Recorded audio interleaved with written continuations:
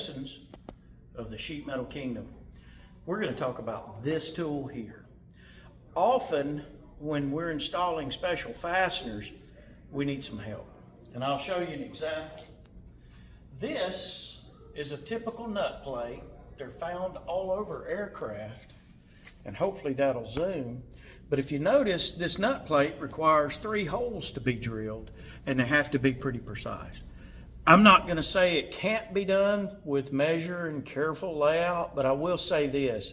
It's going to take a lot more time to do it that way, even if you are successful, than using this. This is a drill jig, and each jig is designed to work with a specific special fastener. And generally these are called out by tool number or part number, and they correspond to the fastener that you're installing. But here's a quick little cheat that I like to use, because often these numbers change. I'll take the actual fastener, line it up, and I don't know if you can see this or not, but I make sure that all the holes are in perfect alignment as just a quick check before I go through the trouble. Now, this is used on our special fastener projects to make your life a little bit easier. So I'm going to go through the process, show you how this tool works. And if we come over here to the vise, I've located my hole through measurement, just a light prick.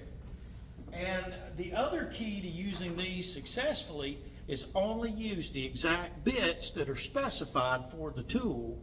And often these bits don't align with standard hardware or rivet sizes that we use.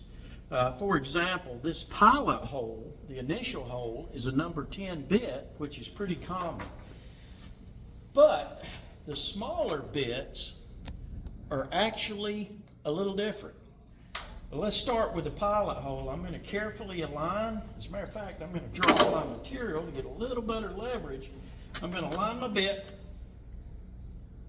at my desired location, get it started, low and smooth, then I'll increase the speed and drill through. So step 1 is to put in what we refer to as that pilot hole. This tool has 2 sides. Initially, and hopefully that'll be, you'll be able to see this, there's just this one alignment pin. Well, what that allows me to do is align it in that hole that I just drilled. Then what it's going to do now is help me locate the second hole where the rivet needs to go. This is going to require a number 40 bit, which I happen to have ready. And since I'm not cutting and editing, you're seeing how long this actually takes. It's not a bad job if you have the right tools and understand them. Now, because my tool's being held in place by that initial hole, all I've got to do now is line up my bit, same thing, kind of slow and smooth, bam. Now check that out, I have 2 holes. Now, I can switch to this side of the tool. These 2 pins are going to line up with existing holes, and look at that. It locks it in perfectly. All that's left for me to do is drill the final hole. And what I've now done is drilled my center and my 2 rivet holes, and everything's in perfect alignment. This is the power move, and that's what these do. Now that is for nut plates. I'll show you one for cam locks. It works the same way, it's just your pins and hole sizes changed based on the type of fastener and the size of fasteners.